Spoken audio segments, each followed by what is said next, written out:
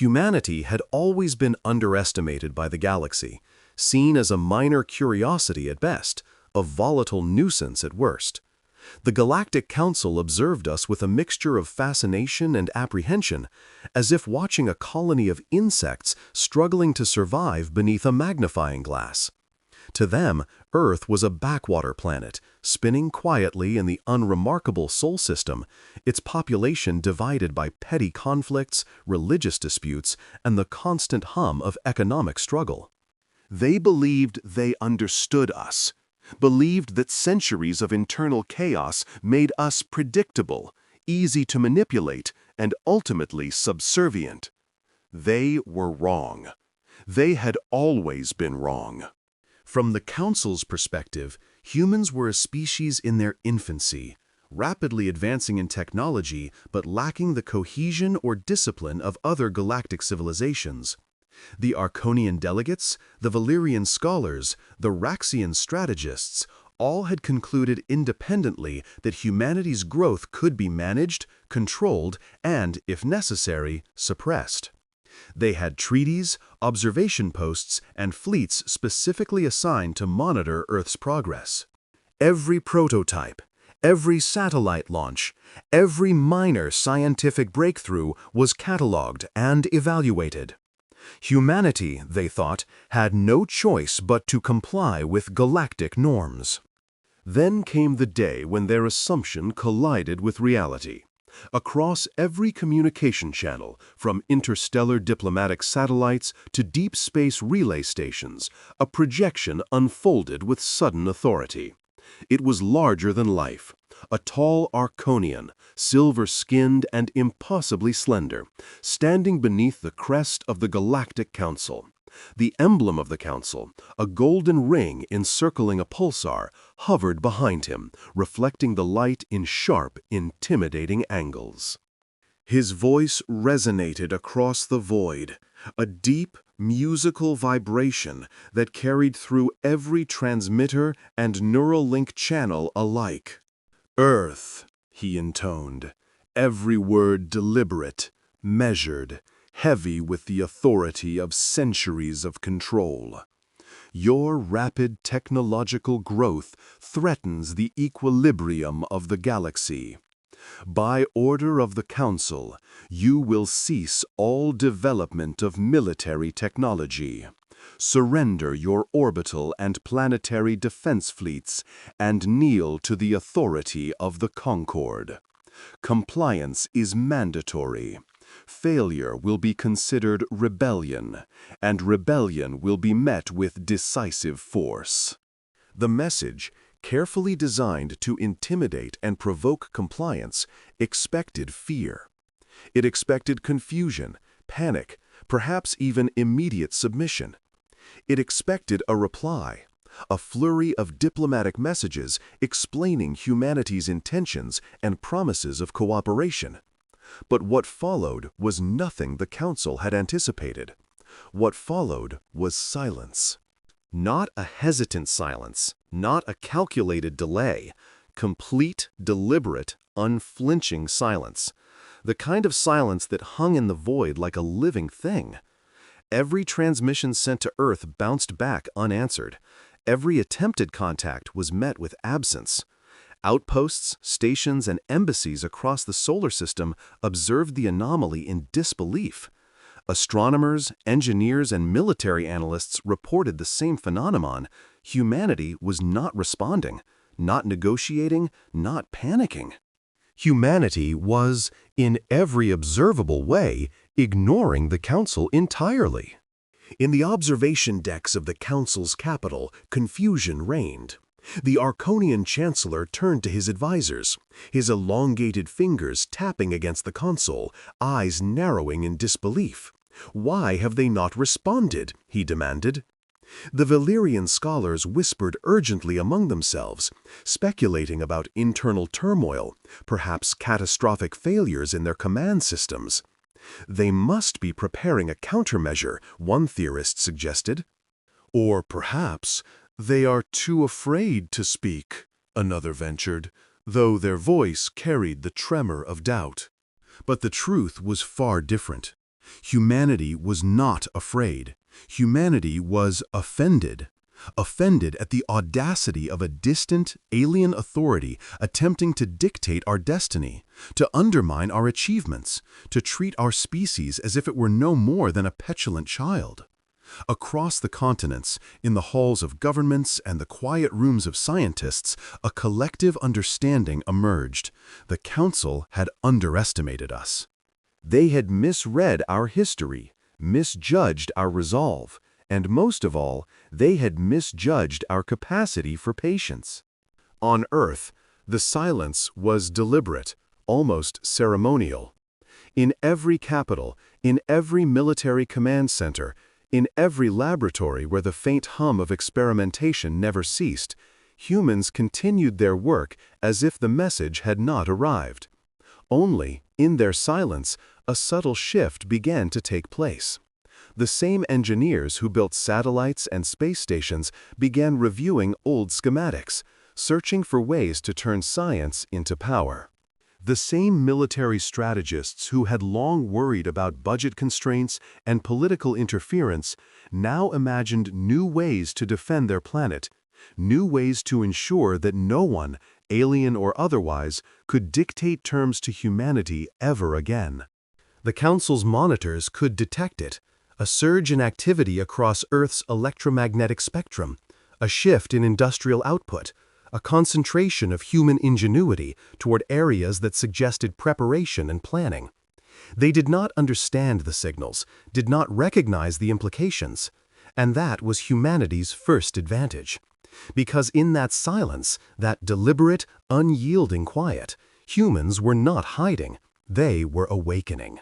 For the first time in recorded galactic history, a species had received the full, unambiguous weight of the Council's authority, and had responded with nothing. And yet, that nothing carried the force of a promise, a declaration, and a threat, all at once. The galaxy would soon learn, painfully, that when humans are silent, it is never because we are weak. It is because we are deciding exactly how to respond. And humanity was deciding. The Council, confident, patient, and assured of its supremacy, would soon regret underestimating the quietest species they had ever encountered. The silence stretched across the void, immense and unbroken, a canvas upon which humanity would paint the first strokes of their answer, a response that would shake the stars themselves. Behind humanity's silence, an intricate machinery of preparation had begun to turn. While the Council's eyes scanned the void, interpreting the quiet as indecision, hesitation, or fear, Earth's true response was taking shape. On Mars, once a hub of mining operations and research, vast shipyards shifted their focus from civilian construction to a single, unified purpose: war. Massive gunmetal hulls, impervious to the Council's sensors, and coded in designs that violated every treaty, slid into assembly lines with a rhythmic precision that was almost musical. Drones hummed through automated factories on Luna, carrying components for engines that used physics no Council mathematician had dared theorize. Human ingenuity, long underestimated, now became a weapon in itself, an unstoppable force guided by centuries of survival instincts and adaptation honed in the crucible of Earth's history. On Earth, the transformation was quieter but no less significant. Governments that had spent decades embroiled in factional disputes, corruption scandals, and ideological wars suddenly found themselves aligned under an instinct as old as humanity itself. No one threatens Earth, and no one commands humanity. Across continents, communication networks that had been used for political debates and economic planning were now reprogrammed to coordinate defense, to synchronize production, to convert every resource, every factory, every intelligence asset into a cog in a global war machine. Military strategists who had spent their careers preparing for hypothetical conflicts with rival nations suddenly found themselves staring at a far larger puzzle: how to protect Earth against a galaxy that presumed it was already too weak to fight back. And yet, despite the urgency, there was no panic. Humanity moved with deliberate precision, almost surgical in its efficiency, because every action, every calculation, every design reflected one principle. The Council had made a mistake, and we would not forgive it. The Sol Defense Network, a sprawling system of orbital platforms, automated interceptors, and planetary shield generators, experienced an unprecedented acceleration in capability. Systems that had been scheduled for incremental upgrades over decades were completed in weeks. Underground facilities hidden beneath Antarctica, once dormant, activated with hums of power that had not been felt in human memory. Old weapons were retrofitted, new technologies deployed in secret, and decades of theoretical research were suddenly transformed into tangible, operational tools of defense. Across Earth, laboratories and universities became incubators of strategic innovation. Every breakthrough, every prototype, every experimental engine or weapon was tested, evaluated, and integrated into an ever-expanding network of preparedness. Humanity was not building for war because we were angry. We were building for war because we understood inevitability. The Council would not allow silence to go unanswered forever. While humans moved in disciplined, coordinated silence, the Council became increasingly uneasy. The failure to respond was an anomaly they could not compute. Advisors debated in tense whispers, their screens filled with readings they could not interpret. "Perhaps they are paralyzed by fear," suggested a Valyrian analyst. "No, fear produces signals. It provokes action, not stasis," countered another. The Arconian Chancellor paced, his long fingers drumming on the console, eyes sharp with frustration. "We have commanded them. We have made the demands clear. Why do they not respond?" Every attempt to reach Earth, every probe, every transmission returned nothing but absence. And in that absence, the seeds of human strategy matured, invisible to the Council's gaze. Weeks passed, and Earth's preparation reached a critical crescendo. The planet's industrial output had shifted entirely. Shipyards produced advanced dreadnoughts. Space elevators doubled as launch platforms for orbital defense stations. And hidden laboratories completed weapons the Council did not even know existed.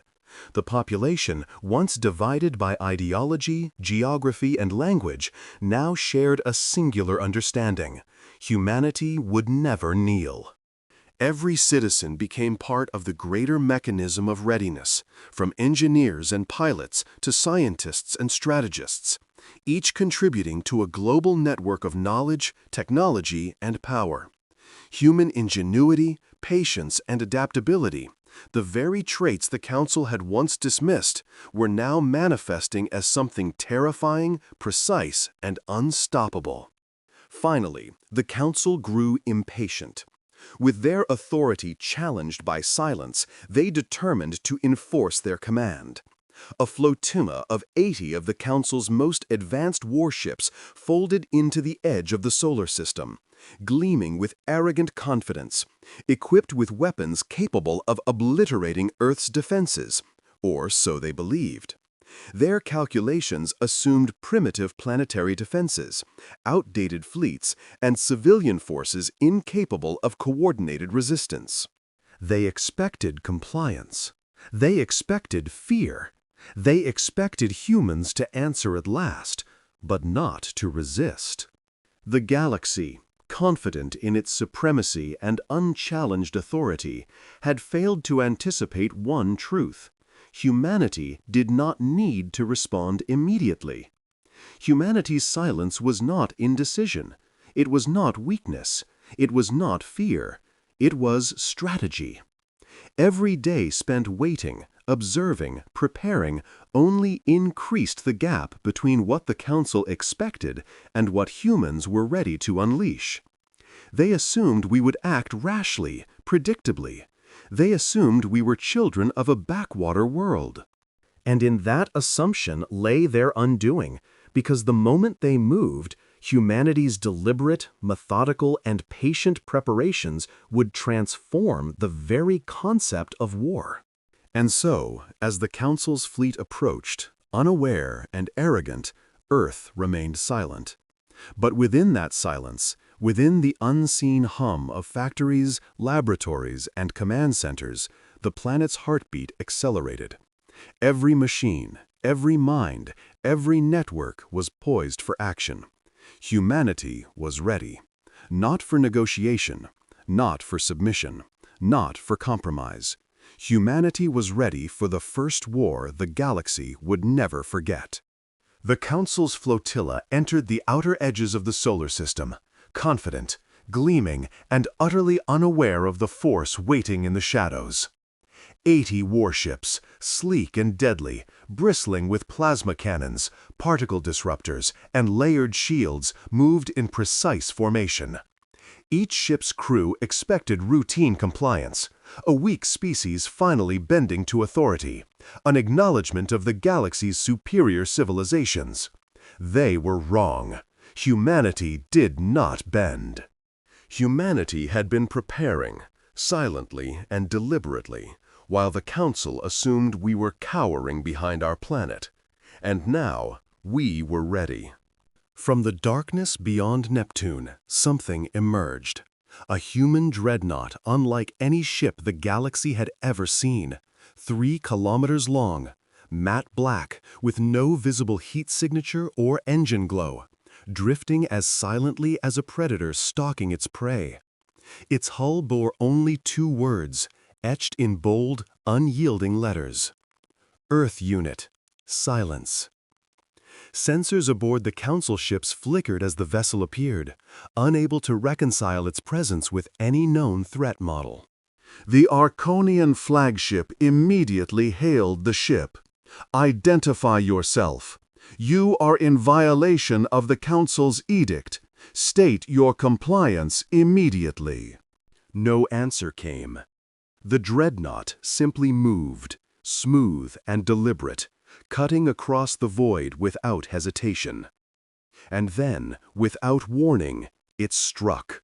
A beam of compressed nothingness, a weapon undetectable, unfathomable, terrifying, sliced through 3 Council vessels, tearing them apart with surgical precision. The Council's shields, technological marvels that had never been breached, did not flicker. They vanished.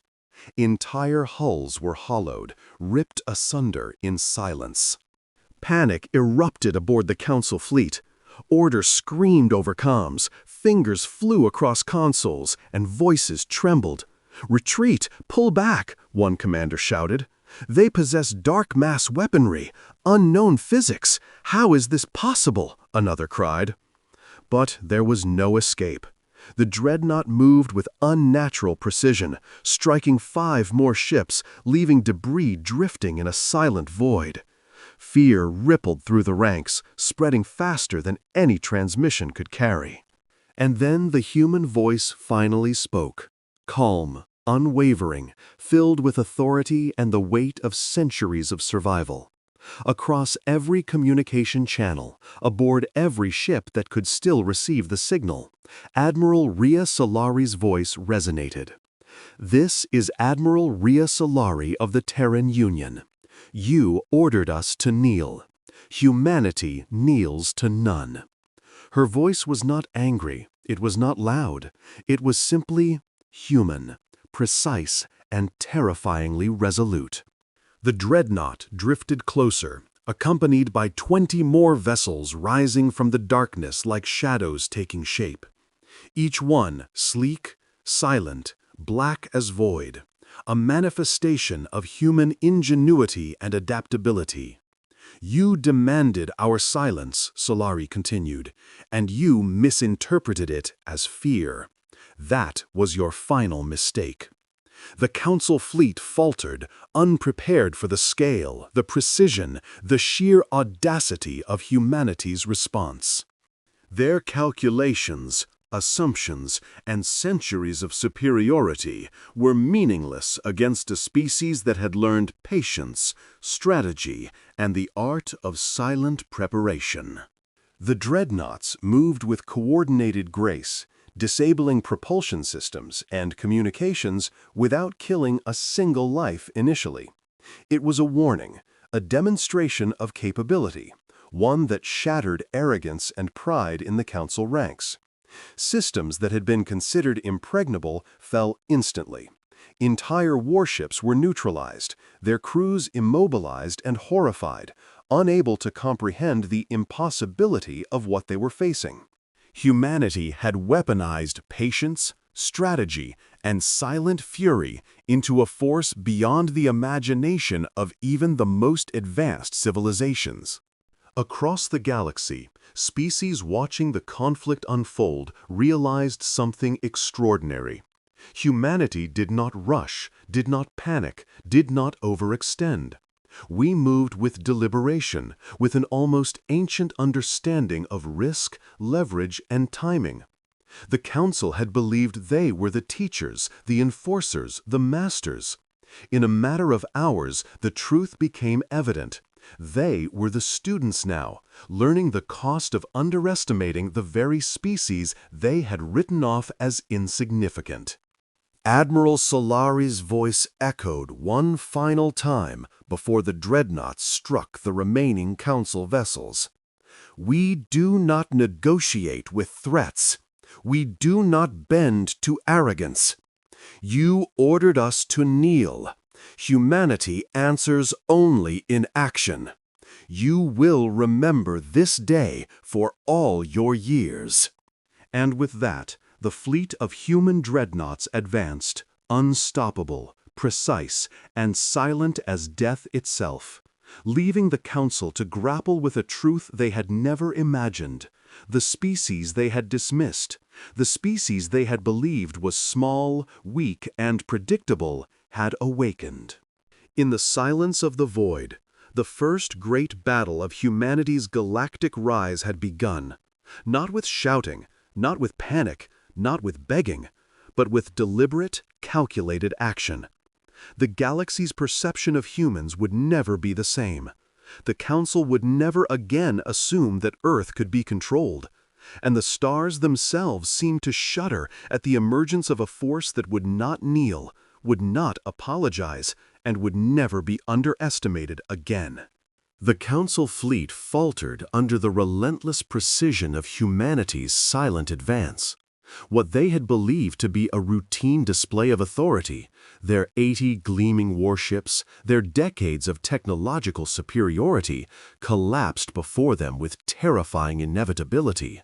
Their formations broke apart as vessels drifted lifeless, disabled, or shattered, and the arrogance that had carried the Council across countless systems evaporated in a heartbeat. From their perspective, the galaxy's most underestimated species had become its most unstoppable force, and there was no precedent, no manual, no contingency plan that could address what they faced. Humanity did not strike blindly. Every dreadnought, every orbital platform, every modified fighter and interceptor moved with deliberate purpose, coordinated across solar space as though connected by a single consciousness.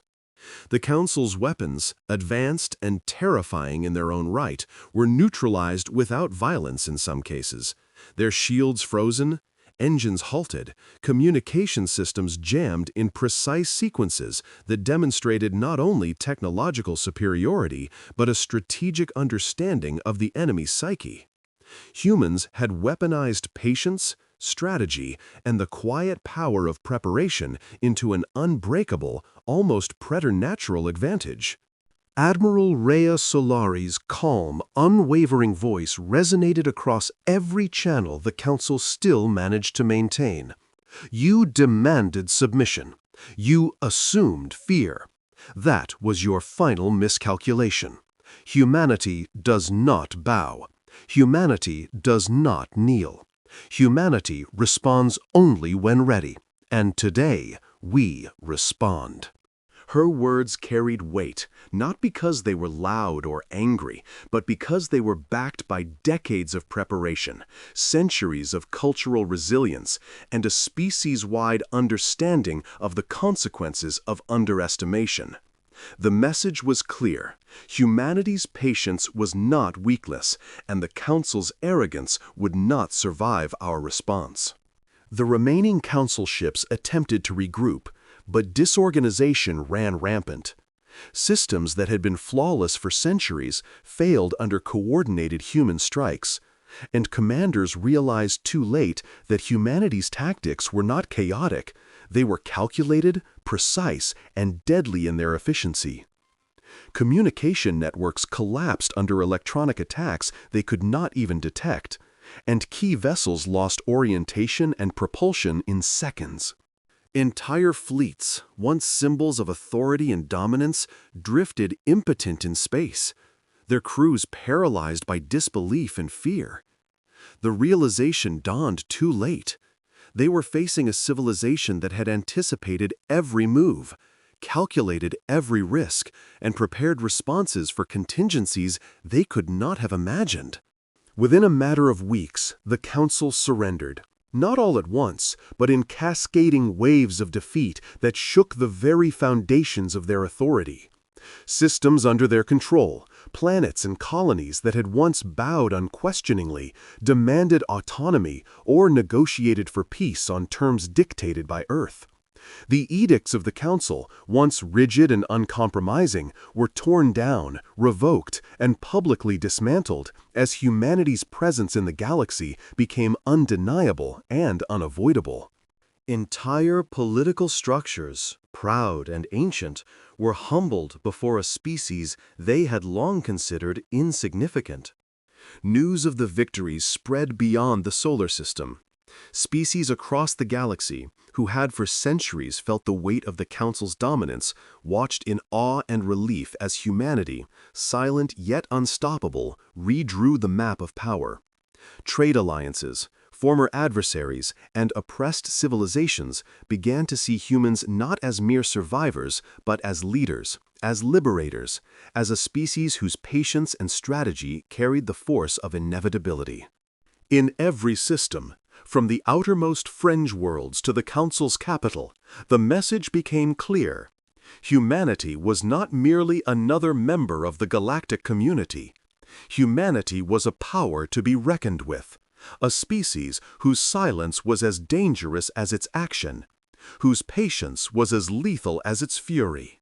And yet, humanity did not gloat. There were no celebrations broadcast across the void, no arrogant declarations of conquest. Instead, the dreadnoughts and orbital platforms returned to their stations, the planetary fleets resumed their rotations, and Earth remained vigilant, silent, and prepared. We had demonstrated our strength, reshaped galactic politics, and humbled a powerful adversary. But we had done so without excess, without overreach, without needless bloodshed. In the quiet aftermath, the galaxy understood a fundamental truth. Humans were not only capable of war, they were capable of strategy, patience, and the exercise of power in ways no other civilization could predict. The Council, broken in pride and humbled by ingenuity, would remember this lesson for all time. They had demanded obedience and expected silence to signify fear. What they received instead was deliberation, patience, and an unyielding resolve that redefined the meaning of strength. Across the stars, the realization spread. Underestimating humanity was the gravest mistake any species could make. And in that realization lay the first true understanding of the future. Humanity would not kneel, and when it acted, the galaxy would pay attention. In the quiet aftermath of the Council's surrender, the galaxy began to grasp a truth it had long ignored. Humanity was not merely a species of survival and ingenuity, it was a species of inevitability. When we moved, It was not with haste or recklessness, but with deliberate precision that reflected centuries of adaptation, strategy, and unbroken will. The dreadnoughts and orbital platforms returned to patrol positions.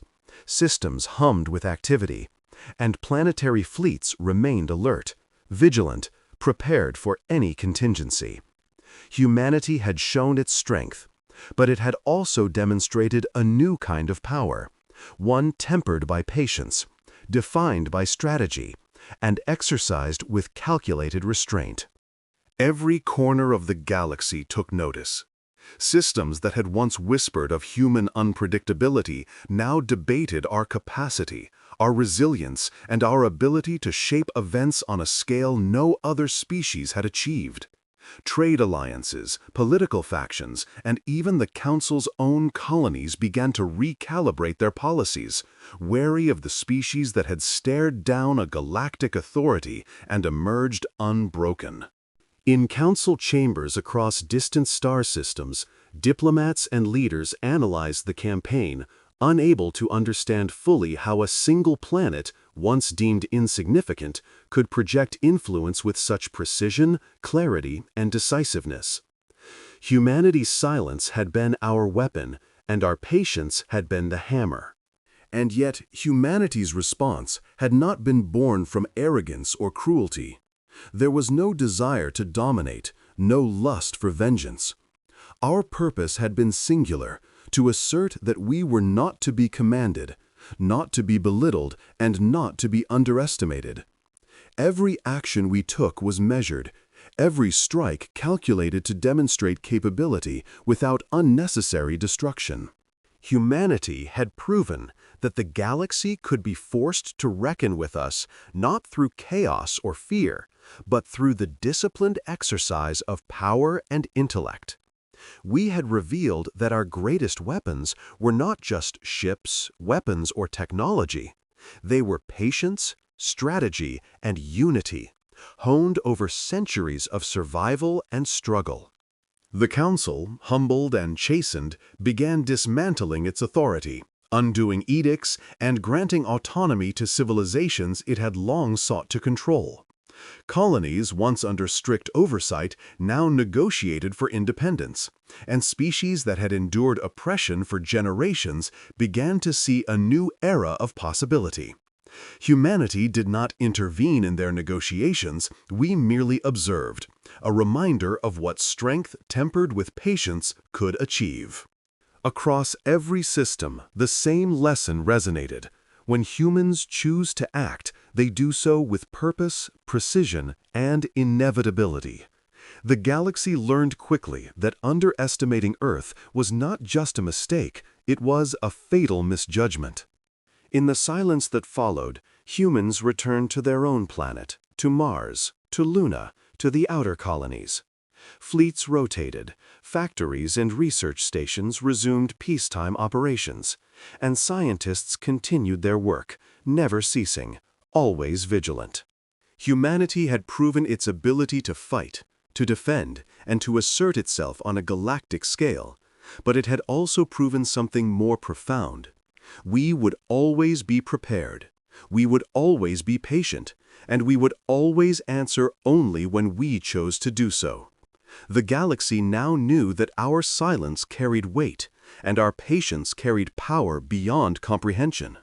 And in that understanding, every civilization recognized a new order, not one of domination, but one of respect, a recognition that humanity would not kneel, would not apologize for its existence, and would act only when it deemed necessary. The Council had demanded obedience and expected compliance. They had been met with silence, and in that silence, the galaxy had witnessed the emergence of a species that would redefine the rules of power. Humanity had claimed its place among the stars not with chaos or hubris, but with strategy, ingenuity, and the deliberate clarity that only a species forged by struggle could achieve. The stars themselves seemed to acknowledge this transformation. Where once humans were considered small, fragile, and inconsequential, Now we were seen as inevitable, formidable, and enduring. And in every corner of the cosmos, civilizations would remember this lesson. Humanity does not kneel, humanity does not beg, and humanity does not act until the moment is right. When we speak, when we move, when we fight, the galaxy listens. And the echo of our silence, once underestimated, would resonate across the cosmos for all time, a reminder that underestimating humanity is the gravest mistake any species could ever make. The Council had demanded submission. Humanity had responded with silence, and then with war. The galaxy would never forget which species had refused to kneel, and in that refusal, humanity had secured not just victory, but its rightful place among the stars.